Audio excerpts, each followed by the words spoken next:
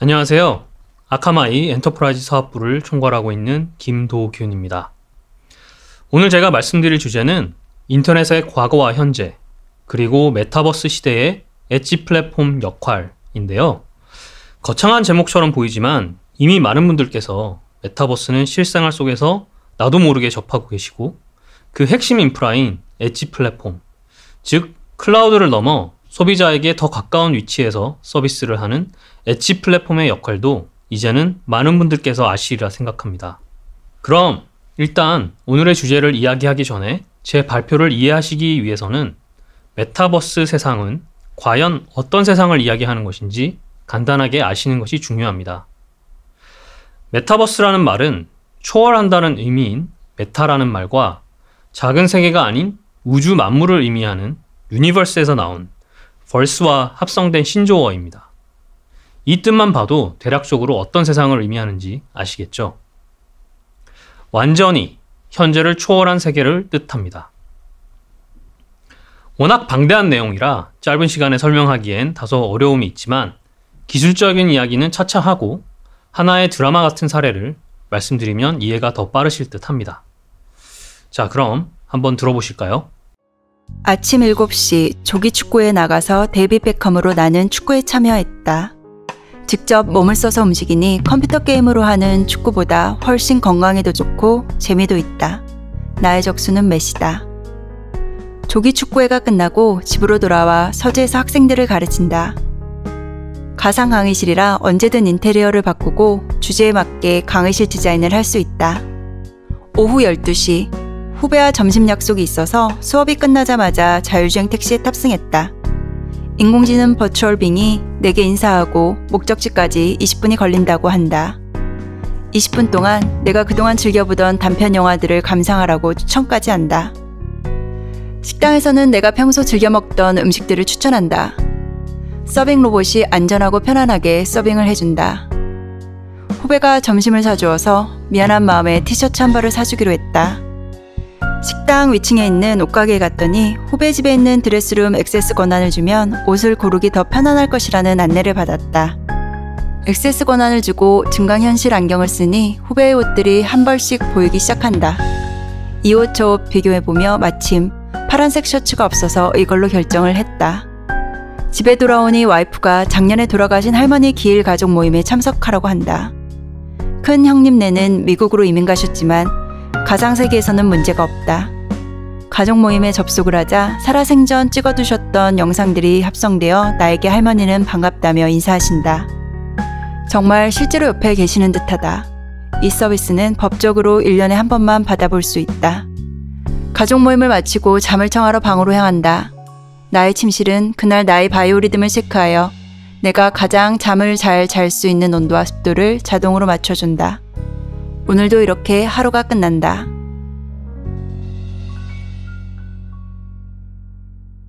이 이야기는 메타버스 새로운 기회라는 책에서 나오는 간편소설을 제가 각색하여 소개한 것인데요. 어떠신지요? 메타버스 세상이 가져다줄 현실에 대한 감을 잡으셨을 거라 믿습니다. 메타버스 이야기를 들어보시면 무슨 공상과학 영화나 SF 영화에나 나올 법한 이야기들로 가득 차 있습니다. 혹시 저런 환상 같은 세상은 내 생에는 현실화되지 않을 거라고 생각하시나요? 지금은 우리의 일상이 되어버린 인터넷. 제가 초등학교 다니던 시절만 해도 인터넷이 무엇인지 몰랐습니다. 그때는 인터넷 세상이라는 것이 오늘 듣는 메타버스 세상이었죠. 그때도 저희 집안 어른들께 핸드폰으로 화상통화가 머지않아 가능할 것이라고 이야기하다가 무슨 뚱딴지 같은 소리냐며 핀잔을 들었던 기억도 있습니다. 이제는 너무 많은 발표에서 인용된 과거 새로운 기술의 도입 과정에 대해서는 더 이상 이야기하지 않겠습니다. 예를 들면 라디오가 보급되기까지 걸린 시간과 지금 현재 페이스북 가입자가 늘어나는 속도, 이런 것들은 비교가 되지 않는 이런 예를 말씀드리는 것입니다. 그런 만큼 시대의 흐름 속에 메타버스는 이미 우리가 접하고 있고 더 확장될 일만 남았습니다. 언론 보도에 따르면 증강현실과 가상현실 시장 가치가 2030년에는 1조 달러를 넘어설 것이라고 판단하고 있습니다. 이커머스는 어떻습니까?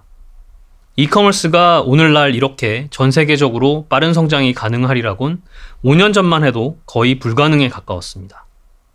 그러나 인류가 팬데믹을 맞이하고 유통산업의 트렌드를 완전히 바꿔버렸습니다. 직접 물건을 보러 가지 않아도 인터넷으로만 주문이 가능하고 직접 보지 않아도 진짜 보는 것 같이 쇼핑할 수 있는 시대. 이미 우리는 그 시대의 초기를 살고 있고 머지않아 이런 기술들이 실현되어 대중화되기까지는 정말 얼마 남지 않았다는 것을 여러분들도 실감하고 계실 것입니다. 그렇다면 이런 메타버스 시대에 메타버스 생태계를 가능하게 하는 산소와 같은 존재는 무엇일까요? 바로 인터넷입니다. 아무리 좋은 IoT 기기가 나오고 좋은 가상 서비스가 나온다 해도 인류가 인터넷으로 연결되어 있지 않으면 아무 소용이 없습니다. 여기서 질문을 하나 드리고자 합니다. 여러분이 생각하는 인터넷은 무엇입니까? 한마디로 말하면 서로 연결해주는 랜선? 이 정도로 설명할 수 있는 사람들이 대부분일 것입니다. 하지만 우리가 메타버스 시대를 열어야 하는 IT 전문가들이라면 인터넷이 무엇인지 제대로 알아야 합니다. 너무나 당연한 거라서 오히려 등한시하고 깊이 생각해보지 않은 그 낱말, 인터넷. 그것에 대해 조금 파헤쳐볼까 합니다. 인터넷이 어떻게 생겨나게 되었고 그동안 어떻게 진화해 왔는지 그리고 앞으로는 어떤 변화를 할 것인지 한번 살펴보겠습니다. 인터넷은 네트워크의 가장 핵심 프로토콜인 TCP/IP, UDP 등과 웹에 사용하는 HTTP의 발전과 함께 성장해 왔습니다. 두 대의 컴퓨터가 서로의 메시지를 주고받던 1960년대의 원초적인 인터넷을 논외로 하고 현재 우리가 사용하고 있는 인터넷의 모습은 1990년대부터 보이기 시작했습니다. 인터넷을 통해 이메일, 인스턴트 메신저, 보이스 오버 IP, 전화, 화상통화뿐 아니라 토론, 블로그, 소셜 네트워크, 온라인 쇼핑 사이트를 포함한 월드와이드 웹이 본격화되면서 인간의 문화와 상업에는 아주 큰 변화가 일어납니다. 인터넷을 통해 데이터를 주고받고 개인의 사진과 영상을 비롯한 활동을 공유합니다. 이런 것이 폭발적으로 성장한 것은 지리상으로 서로 멀리 떨어져 있지만 신속하게 서로가 원하는 정보와 일상을 공유할 수 있기 때문입니다. 이런 서비스를 제공하는 회사들이 바로 인터넷 서비스 프로바이더, 즉 우리는 ISP라고 합니다. 인터넷에서 전달되는 양질의 컨텐츠가 폭발적으로 늘어나면서 전송되는 데이터 양이 늘어남에 따라 초당 1기가비트, 초당 10기가비트 등의 더 빠른 속도의 광 네트워크가 충당되었고 모바일망에서는 LTE에 이어 5G 그리고 6G가 개발되고 있습니다. 이를 더 빠르게 만들기 위한 아카마이와 같은 회사가 CDN을 만들어내었습니다. 바로 팀 버너스-리 박사님 옆에 계신 톰 레이튼 박사님이 CDN을 세계 최초로 만드신 분이기도 하죠. 인터넷에 기반한 비즈니스라고 하면 어떤 것이 떠오르시나요? 실제로 인터넷 안에서 생산 또는 서비스가 가능한 커스텀 B2C 비즈니스와 CSP와 같이 과거 데이터 센터 인프라로는 소프트웨어를 클라우드상에서 구독 형식으로 바꾼 B2B 비즈니스가 대표적인 예일 것입니다. 두 비즈니스 모델 모두 사업을 성공시키기 위해서는 안정되고 빠르며 안전한 인터넷 환경이 최우선적 필수 요구사항이 될 텐데요.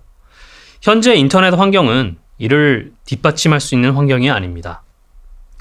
그림에서 보시다시피 ISP들 간 자기 통신망 안에서는 품질을 보장할 수 있지만 전 세계 수만 ISP들 전체를 같은 품질과 안정성 그리고 안전한 인터넷 환경을 제공해 줄 수 없기 때문이죠.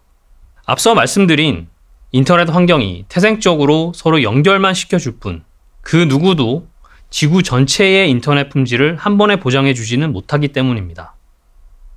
그렇기 때문에 인터넷에 기반한 비즈니스의 목표가 하나의 ISP 내에 소규모 가입자와만 하는 것이 아니라 지구 전체 글로벌한 서비스를 하려면 전체를 책임져 줄 수 있는 엣지 플랫폼이 필요한 것입니다.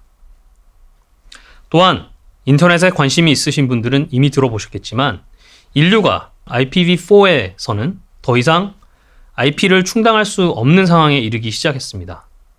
그 이유는 IoT 같은 모든 것이 인터넷과 연결되는 것이 시작되었기 때문인데요. IPv6는 IPv4 주소 고갈 문제를 해결하기 위해 도입된 기술이라 할 수 있겠습니다.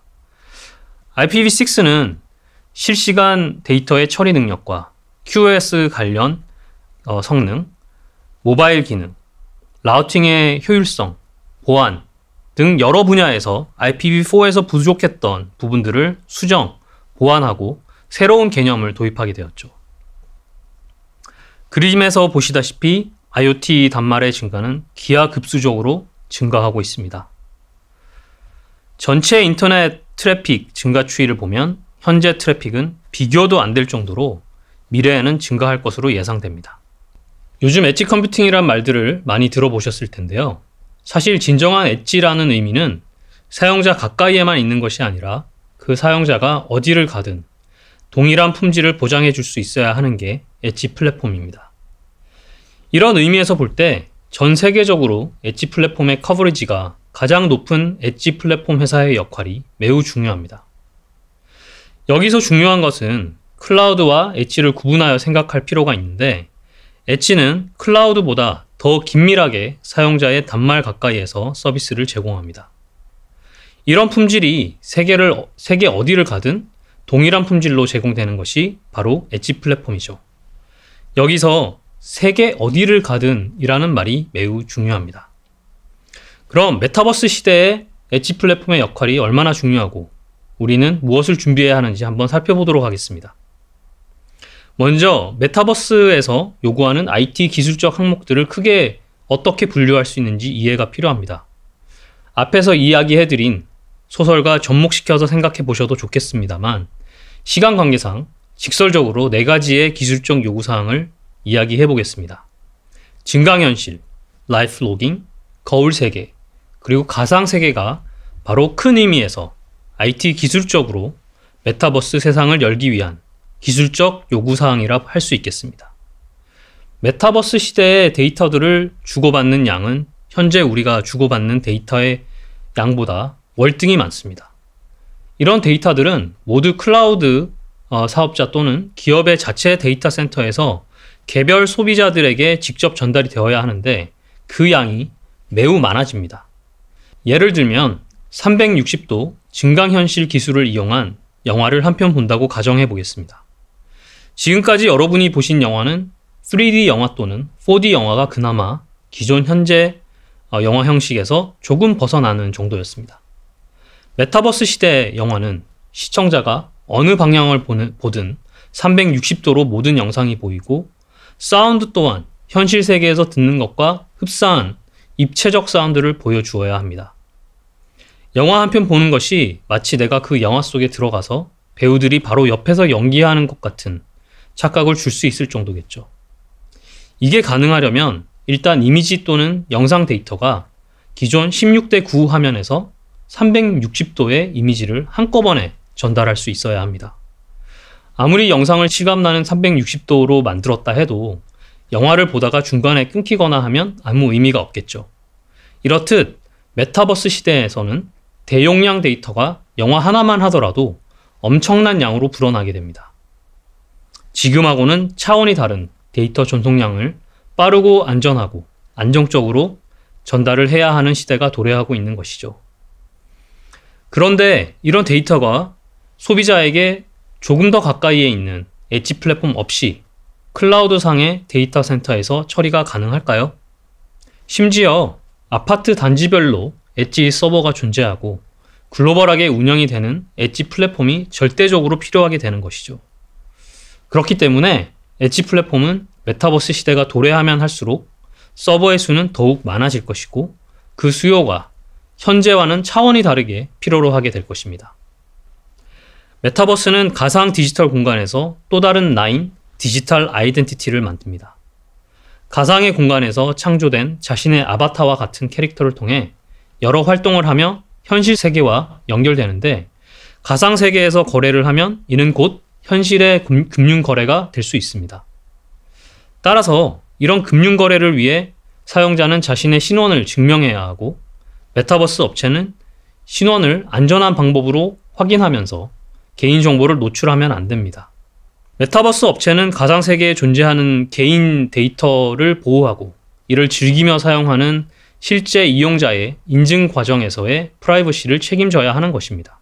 메타버스 시대에서의 보안은 가상세계에서 창조된 컨텐츠의 보안과 불법적인 개인정보 프로파일링을 방어하는 내용이 필요하며 여기에 직접적인 결제의 행위가 블록체인 기반의 NFT로 이루어지는 경우 블록체인 기술과 연계된 안전한 거래 장부의 생성과 보존이 추가될 것입니다.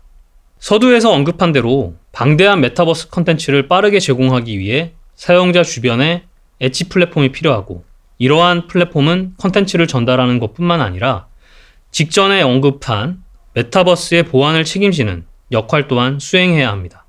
해커를 포함한 최종 사용자가 자신의 디바이스로 제일 먼저 접속하는 인터넷상의 엔드포인트가 바로 엣지 플랫폼이기 때문입니다.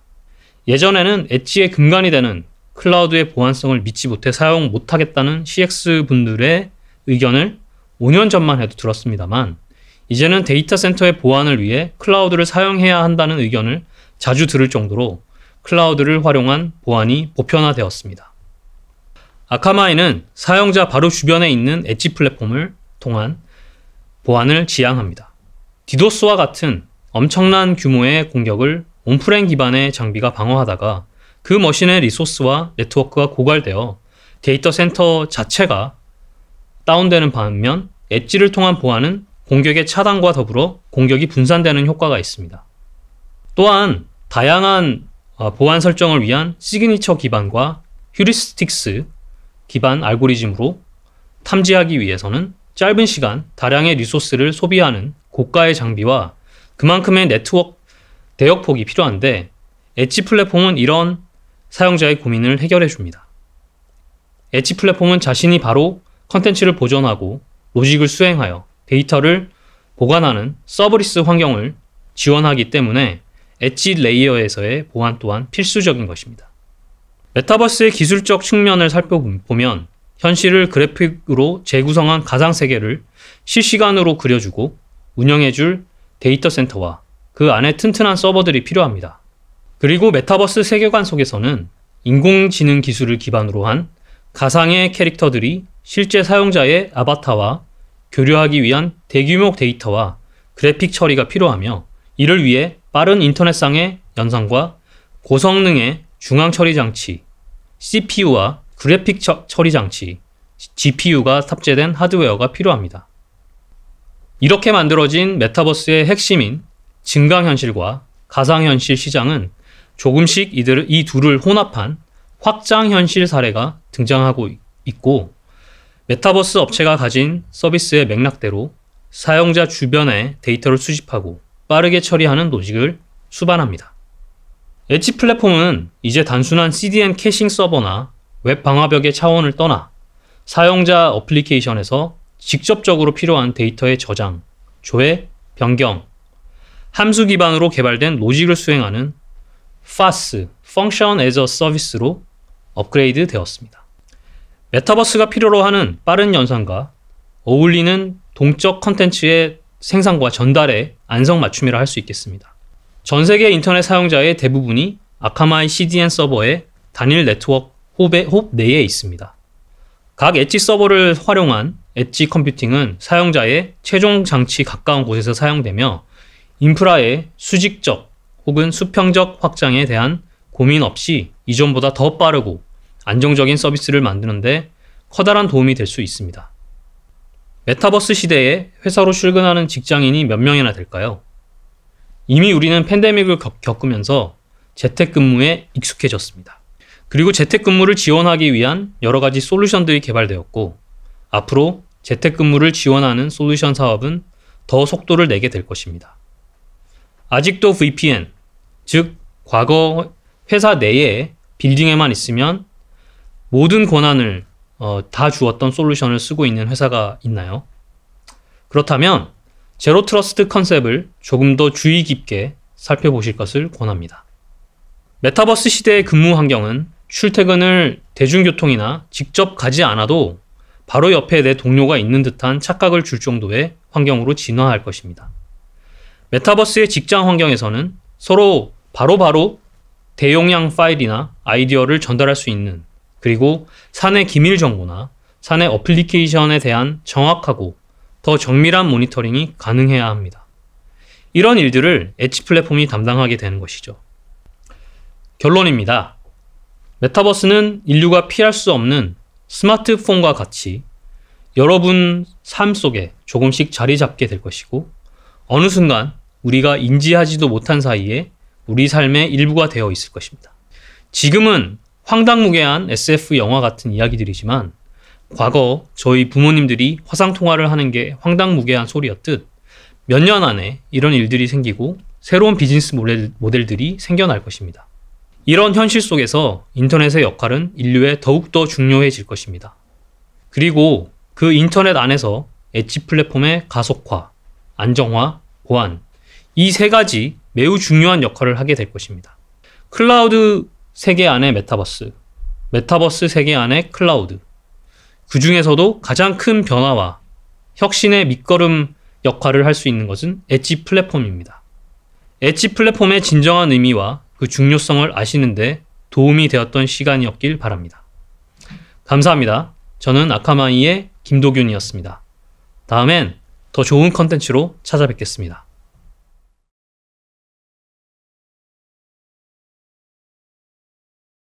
안녕하세요. 아카마이 코리아에서 기술 영업을 담당하고 있는 차우상이라고 합니다. 오늘은 웹 서비스를 위한 CDN 활용 방안이라는 주제로 진행하겠습니다. 오늘의 키워드는 웹 서비스 그리고 CDN입니다. 시작하기에 앞서 CDN이 무엇인지 잠깐 짚어보고 가도록 하겠습니다. 지금 보시는 장표는 나무위키에서 가져온 내용입니다. 모두들 CDN이라는 거에 대해서 잘 아시면서도 잘 설명하기는 어려운 부분이 있죠.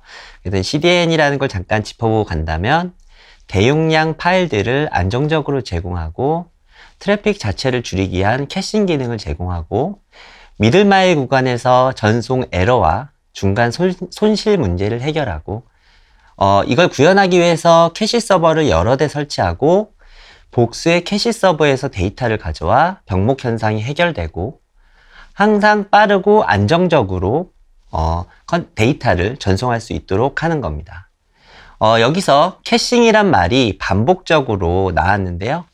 CDN에서 캐싱은 매우 중요한 기능이고 이를 통해서 전송 성능을 개선할 수 있다로 요약할 수 있겠습니다. 그럼 다음을 보도록 하겠습니다. 지금 보시는 그림은 보통의 서버와 클라이언트 간 통신입니다. 퍼블릭 인터넷을 통해서 사용자가 요청을 보내고 서버가 응답을 보내는 과정인데요. 웹 서비스를 단연간 구축 또는 운영해보신 분이라면 특별한 내용이 없는 어떻게 보면 가장 단순하고 심플한 일반적인 구성도라고 할 수 있겠습니다. 그럼 다음을 보도록 하겠습니다. 방금 보셨던 장표와 달리 중간에 캐싱 서버를 넣었습니다.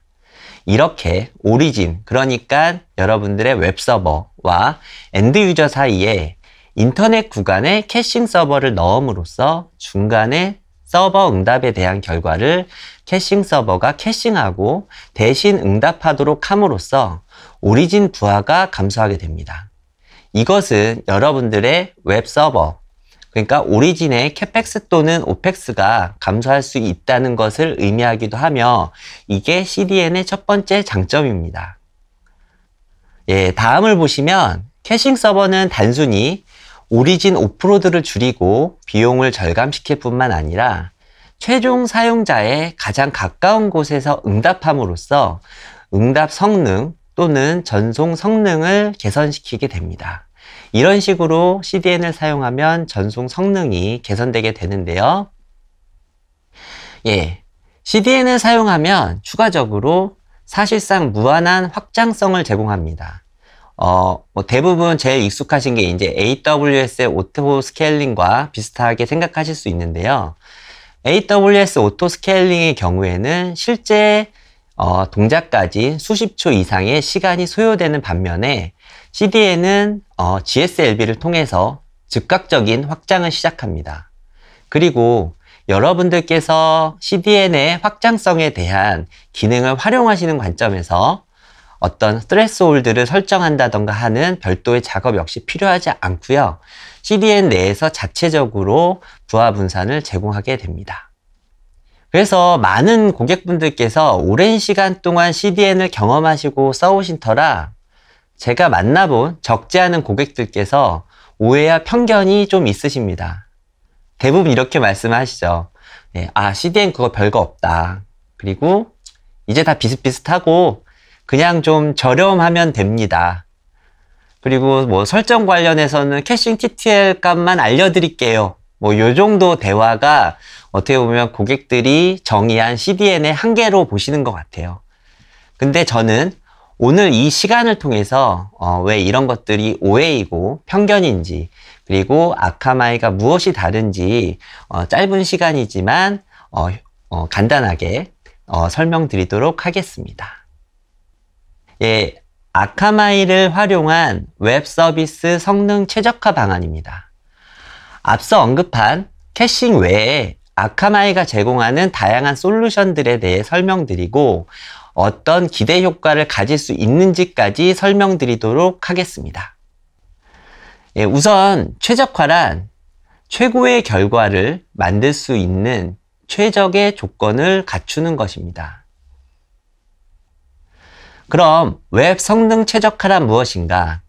예, 여러분들의 웹사이트의 로딩 속도를 최대한 빠르게 만드는 것을 최적화라 이야기합니다. 아카마이는 여러분들의 웹 서비스의 전송 성능 또는 응답 성능 이런 것들을 개선할 수 있도록 크게 3가지 제품군을 제공합니다. 이 외에도 여러분들의 웹 서비스에 대해서 여러 가지 장점을 가져다 줄 수 있는 아카마이 제품군들이 있지만 제 시간에는 이런 기본적인, 가장 기본이 되는 3가지 제품. 첫 번째, 엣지 DNS. 두 번째, DSA라고 하는 다이나믹 사이트 액셀러레이터. 그리고 마지막으로는 이미지 매니저입니다. 개선 작업을 하려면 무엇을 개선할지에 대해서 파악하고 결정해야 됩니다. 지금 보시는 화면은 웹 브라우저의 개발자 도구를 눌러보면 확인할 수 있는 워터폴 차트입니다. 개발자분들은 상당히 익숙한 차트가 될 텐데요. 이 차트를 확인한다면 각각의 오브젝트별로 얼마의 소요 시간이 걸렸는지를 확인할 수 있고 지연이 발생하는 경우를 체크할 수 있습니다. 워터폴 차트에서 하나의 막대기만 놓고 본다면 하나의 리퀘스트를 처리하기까지 어떤 구간에서 얼마나 시간이 소요되었는지 확인할 수 있습니다. 첫 번째로 DNS를 조회하고 IP를 리턴받는 DNS 룩업 과정이 있죠. 그리고 이니셜 커넥션은 TCP 3웨이 핸드쉐이킹 등의 과정에 걸리는 소요 시간이라고 보시면 됩니다. 그리고 TTFB, 그러니까 Time to First Byte 같은 경우는 여러분들의 웹 서비스에서 실질적으로 처리한 시간을 대략적으로 확인할 수 있는 요소가 되고요. 컨텐트 다운로드는 다운로드 소요 시간입니다. 보통의 경우 웹 성능 최적화를 한다면 서버 처리 시간 개선에 집중을 하십니다. 그래서 하드웨어 투자, 그리고 개발자분들을 위한 코드 최적화를 진행을 하시는데요. 서버 최적화는 아까 말씀드렸던 Time to First Byte, TTFB를 통해서 이 장표를 통해서 봤을 때는 최대 0.3초 이상 개선할 수 없음을 확인할 수 있습니다. 그러면 진정한 웹 성능 개선을 하기 위해서는 나머지 구간에 대한 성능 개선을 해야 되는데요. DNS 룩업, 이니셜 커넥션, 컨텐츠 다운로드. 그러니까 아까 말씀드렸던 TTFB에 대비해서 몇 배가 되는 1.4초에 해당하는 구간에 대해서 아카마이를 사용하신다면 효율적으로 이 1.4초에 해당하는 부분도 개선할 수 있습니다.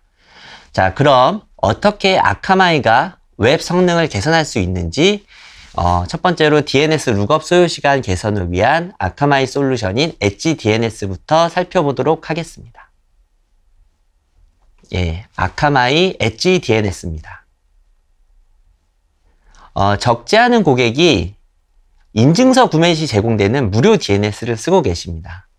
무료 DNS 서버의 경우 소수의 서버가 특정 지역에만 위치하고 있고 여러 사용자, 수백, 수천 고객들이 공유하고 있죠, 대부분. 그러면 이런 경우에는 부하 발생으로 인한 DNS 질의 시 지연도 발생 가능하고요. 외부의 공격에도 취약한 단점이 있습니다. 그러면 엣지 DNS의 특징에 대해서 살펴보도록 하겠습니다. 아카마이 엣지 DNS는 특정 지역이 아닌 글로벌에 위치하고 IP 애니캐스트 방식으로 처리하기 때문에 빠르고 안정적인 성능을 보장합니다. 그리고 추가적으로 바인드가 아닌 자체 개발한 소프트웨어로 동작하기 때문에 취약점 노출 역시 적습니다. 말로만 엣지 DNS가 성능 개선을 한다고 말씀드리는 것보다 실제 적용 사례를 한번 보여드림으로써 어느 정도 개선할 수 있는지 설명드리도록 하겠습니다. 글로벌 웹 서비스를 제공하고 있는 고객사의 사례입니다. 엣지 DNS를 적용하게 되면 적용 전에는 대략 0.3초에서 0.8초 수준으로 DNS 질의하는데 시간 소요가 되었었는데요. 지금 보시면 엣지 DNS 적용 이후에는 0.05초 수준으로 대략 70에서 80% 대폭 지연 시간을 개선할 수 있었습니다. 여기서 중요한 부분은 고객이 어떤 하드웨어 투자나 코드 최적화 작업 등을 하지 않았다는 거고요. 아카마이를 활용하신다면 이렇게 손쉽게 DNS 룩업 소요 시간을 단축할 수 있습니다. 예, 엣지 DNS에 대해서 알아봤는데요. 이제는 아카마이의 DSA라는 웹 가속 상품입니다. 예, DSA의 대표적인 기능은 슈어라우트입니다. 슈어라우트는 최상위 2개의 경로와 기본 경로를 후보로 선택, 실제 파일을 다운로드 받아서 성능을 측정합니다. 그래서 이 3가지 패스 중에 가장 성능이 좋은 경로를 사용하여 오리진과 통신하여 성능을 개선합니다. 그럼 실제 동작을 한번 보도록 하겠습니다.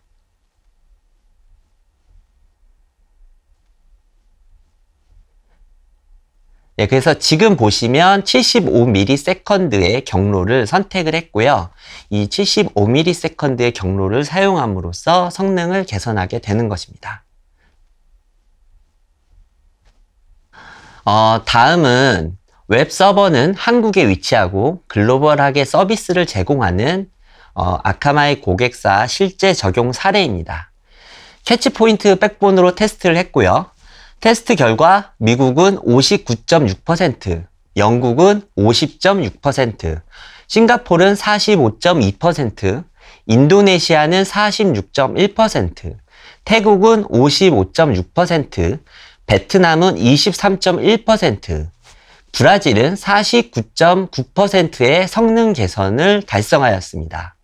간단히 말씀드리면 10초가 소요되던 작업이 5초 수준에서 완료되었다고 이해하시면 될 것 같습니다. 다음은 전체적으로 사용자에게 어떤 영향을 주었는지 확인해 보도록 하겠습니다. DSA가 적용된 이후에는 10초 미만의 사용자가 32.22% 증가하였습니다. 그러니까 10초 미만의 성능을 보여주는 경우가 32.22% 증가했다고 보셔도 될 것 같고요. 15초 이상의 사용자가 48.66% 감소하였습니다. 그러니까 15초 이상 오래 걸려서 지루해하고 이탈하는 현상이 대폭 감소할 수 있음을 의미하기도 합니다. 어쨌든 아카마이 DSA를 통해서 대부분의 사용자의 웹 체감 성능이 대폭 개선되었음을 확인할 수 있었습니다. 자, 그러면 이렇게 비약적인 웹 성능 개선을 할 수 있는 DSA를 적용하기 위해 어떤 작업이 필요한지 확인해 보겠습니다.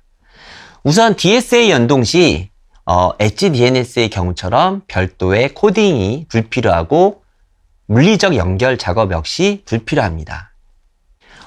여러분들께서 해주셔야 되는 거는 여러분들의 현황 파악을 위한 간단히 질의서 작성을 해주시고 어떤 호스트 네임에 적용할지 타겟 리스트를 정리해 주신 다음 HTTPS 사용 시 서트 발급 과정이 있습니다.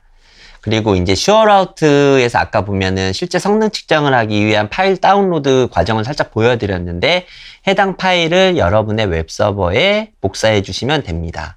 그리고 마지막으로는 DNS 서버에서 CNAME 처리를 완료해 주시면 DSA 적용이 완료되게 됩니다. 여기서 서트 발급권을 제외한다면 정말 빠르고 손쉽게 적용할 수 있습니다.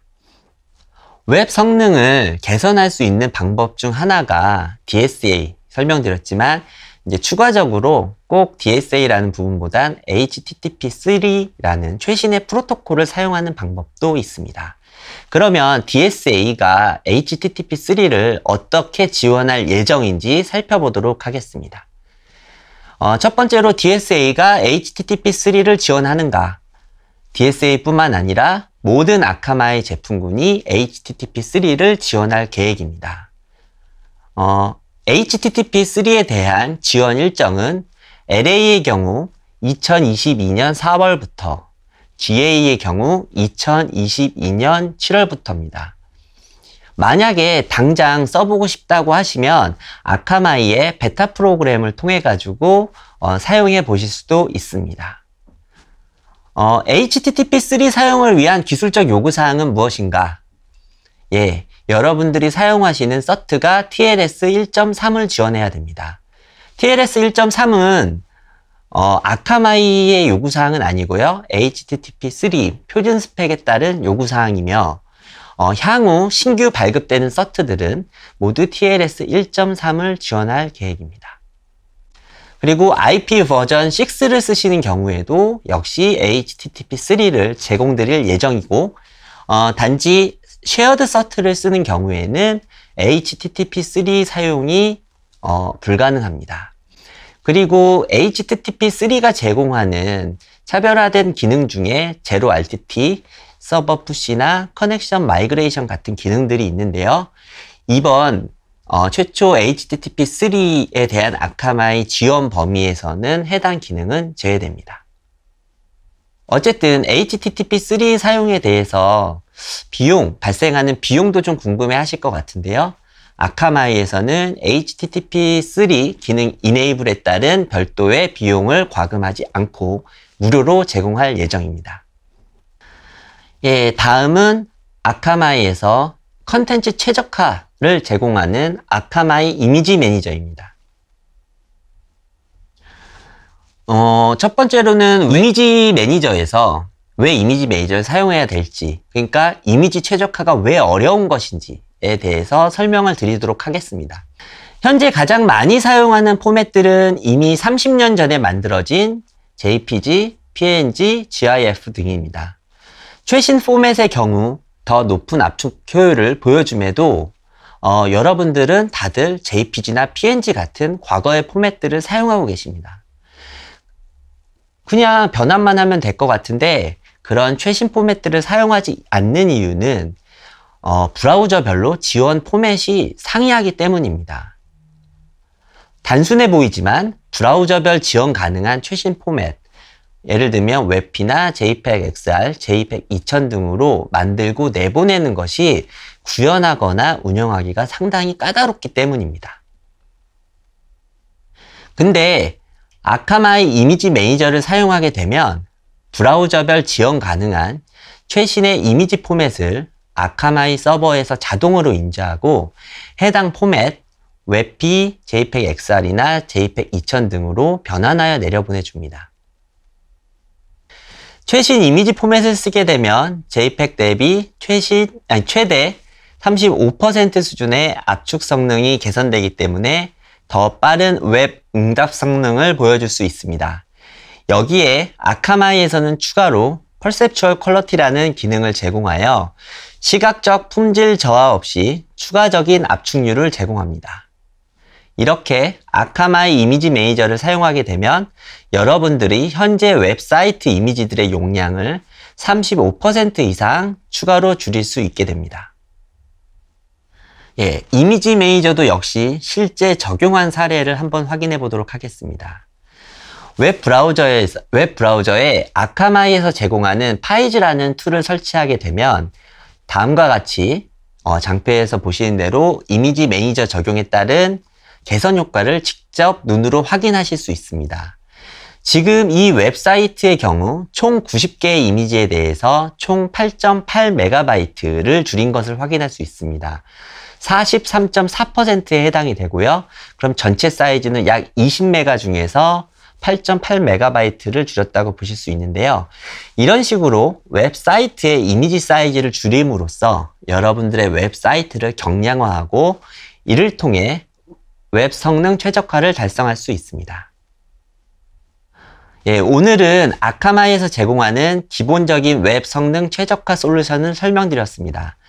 첫 번째는 DNS 질의 시간을 줄여줄 수 있는 엣지 DNS, 두 번째는 네트워크 경로 최적화 등을 통해 전송 성능을 개선할 수 있는 DSA, 세 번째는 웹피 등의 최신 이미지 포맷으로 이미지 파일 용량을 35% 이상 절감할 수 있도록 만드는 이미지 매니저, 엣지 DNS, DSA, 이미지 매니저만 여러분들이 웹 서비스에 적용하시더라도 별도의 하드웨어 투자나 코드 최적화 작업 없이도 손쉽게 웹 성능을 비약적으로 개선할 수 있다는 사실을 기억하시기 바랍니다.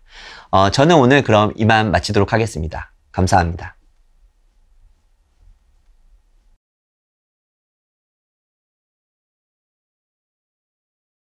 안녕하세요. 이번 시간에 아카마이의 서버리스 컴퓨팅 기술을 소개하려 합니다. 서버리스 컴퓨팅을 위한 엣지 워커스 및 엣지 KBE 소개와 활용 방안이란 제목으로 발표를 할 아카마이에서 기술 영업을 담당하고 있는 강상진입니다. 정적 콘텐츠, 동적 콘텐츠 이런 얘기 많이 들어보셨죠? 어느 누가 언제 접속해도 절대 변하지 않는 웹사이트의 콘텐츠를 우리는 정적 콘텐츠라고 합니다. 예를 들어 우리가 자주 접속하는 웹사이트를 운영하는 기업의 로고는 웬만해서 변하지 않습니다.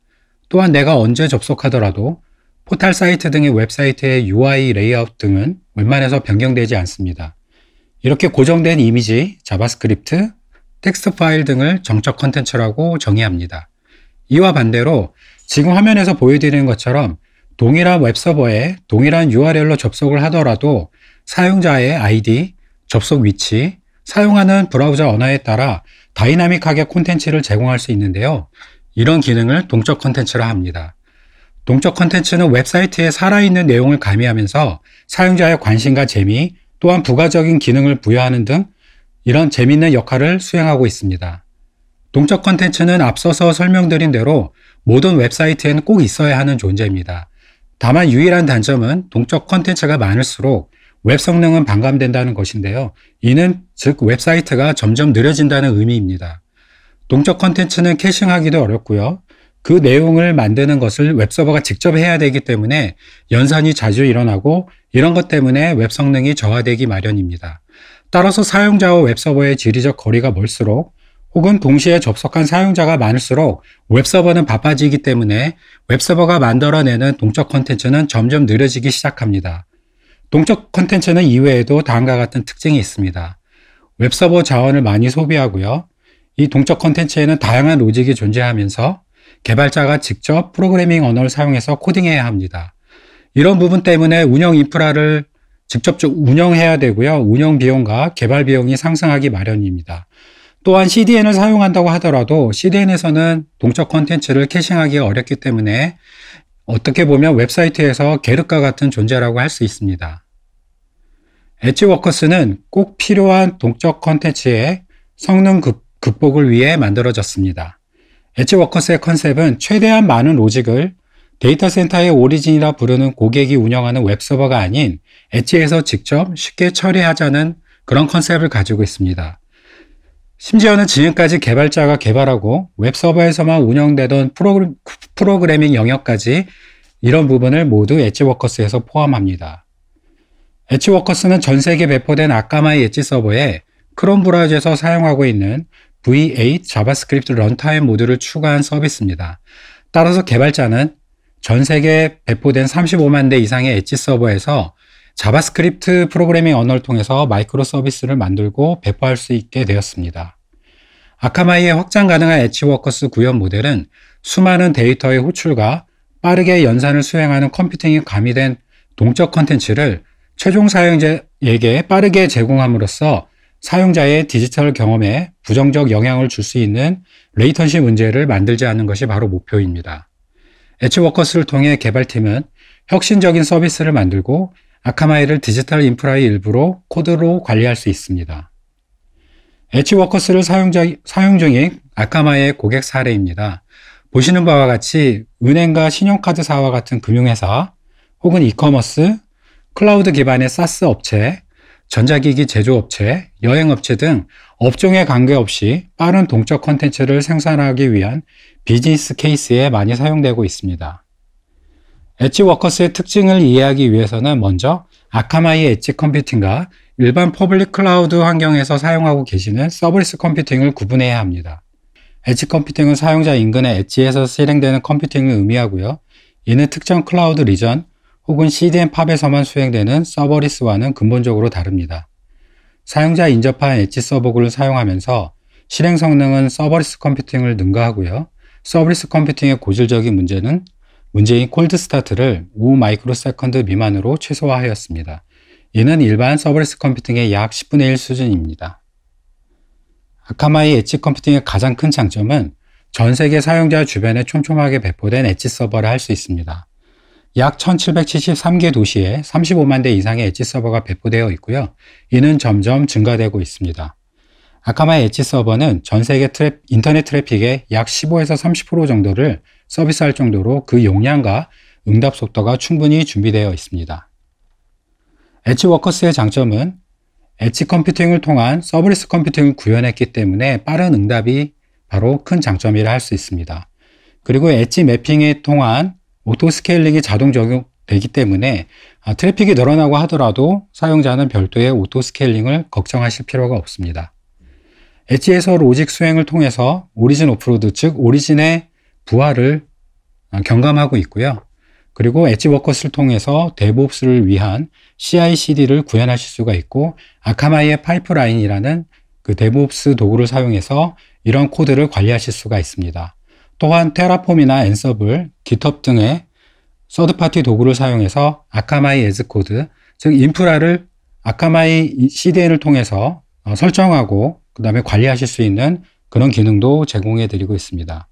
이렇게 작성한 모든 스크립트들은 엣지 서버에 안전하게 저장이 되고요. HTTPS 구간만을 활용해서 안전하게 실행이 되고 호출이 됩니다. 엣지워커스의 사용 사례를 살펴보면요. 지오로케이션 서비스가 대표적이라고 할 수 있습니다. 앞서 보여드린 대로 사용자의 접속 위치에 따른 로직을 구현할 수 있고요. 검색 키워드 자동 완성을 구현할 수가 있습니다. HKB라는 아카마이의 서브리스 컴퓨팅 기반의 데이터베이스에 저장된 검색 키워드를 사용하실 수가 있고요. URL 디코딩이나 경로 재전송, 그 다음에 다이나믹 컨텐트 어셈블리 대신에 개인화 페이지를 구현할 수 있는 기능을 제공해 드립니다.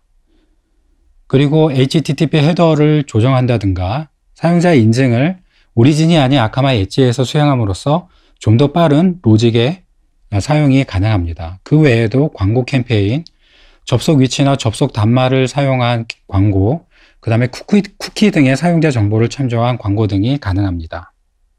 지금 보여드리는 화면은 엣지워커스를 실제로 구현한 코드의 예제입니다. 보시는 바와 같이 main.javascript라는 파일을 통해서 로직을 구현하고 있고요. bundle.js라는 자바스크립트 파일은 이 소스 코드의 버전과 메타 정보만을 포함합니다. 이렇게 개발된 코드를 압축하고 아카마이 네트워크에 배포하여 사용하는 방식입니다. 엣지워커스는 CDN을 사용하는 고객들에게는 익숙한 라스트 마일 구간, 그 다음에 미들 마일 구간, 퍼스트 마일 구간 이렇게 나누어서 요청과 응답 시 스테이지를 나누어 각 4개의 구간에서 실행할 수 있습니다. 따라서 사용자의 요청을 변경하거나 오리진이 응답한 응답을 변경하는 등의 작업이 모두 엣지워커스에서 가능합니다. 앞에서 말씀드린 대로 4개의 구간별로 개발을 수행하는데 첫 번째 예제는 오리진 요청 시에 사용자가 접속한 단말의 종류별로 커스텀 요청 헤더를 추가하는 코드입니다. 이 헤더를 통해서 오리진은 사용자가 어떤 기기를 통해서 접속을 했고 이에 맞는 자신만의 로직을 수행할 수가 있는 것입니다. 두 번째 예제는 만약에라도 오리진의 웹서버가 네거티브 응답을 하는 경우 아카마이 엣지 서버가 쏘리 페이지를 직접 제작하여 제공하는 예제입니다. 이때 오리진이 보내준 retry after라는 응답 헤더 값을 통해서 몇 초 후에 다시 접속해보라는 친절한 에러 메시지를 최종 사용자에게 직접 제공합니다. 즉 오리진이 어떤 환경에 있더라도 이에 대한 안내와 미안하다는 그런 메시지를 아카마이 엣지 워커스를 통해서 구현한 예제입니다. 이렇게 아카마이 엣지 워커스의 코드는 아카마이가 제공하는 아카마이 컨트롤 센터라고 부르는 관리 포탈에서 직접 개발 및 에러 검출이 가능합니다. 여기서 직관적인 코드의 가시화와 그 다음에 자동 완성형 코딩이 가능하고요. 때에 따라서 디버깅도 수행하실 수가 있습니다. 혹은 개발자가 선호하는 개발 도구를 그대로 사용하셔도 무방합니다. 저 같은 경우는 비주얼 스튜디오 코드를 많이 사용하는 편인데요. 사실 자바스크립트 프로그래밍은 메모장으로도 가능한 수준이기 때문에요. 어떤 개발 도구 혹은 어떤 텍스트 에디터를 사용하더라도 무방합니다. 엣지 워커스는 모든 페이지 혹은 특정 경로 페이지에만 선별적으로 적용할 수 있습니다. 기존의 아카마이 CDN 구성에 엣지 워커스를 속성 추가하는 것만으로도 빠르게 적용하여 사용하실 수가 있습니다. 자, 이번부터는 아카마이의 서버리스 환경에서 사용할 수 있는 엣지KB라는 데이터베이스입니다. 엣지KB는 엣지 키밸류의 약자고요. 말 그대로 키밸류에 해당하는 데이터베이스입니다. 엣지KB 또한 엣지 서버에 설치가 되고 운영을 하고 있습니다. 따라서 중앙 집중형 데이터베이스가 아닌 엣지에 배포된 분산 데이터베이스이기 때문에 쿼리 속도가 상당히 빠르고요. 그러면서도 분산 데이터베이스의 가장 약점이라 할 수 있는 데이터 정합성이 우수합니다. 이는 데이터의 배포가 아카마이 네트워크를 통해 빠르게 수행되기 때문입니다. 엣지KB의 데이터 저장, 쿼리, 삭제 등은 REST API 형태로 수행이 됩니다.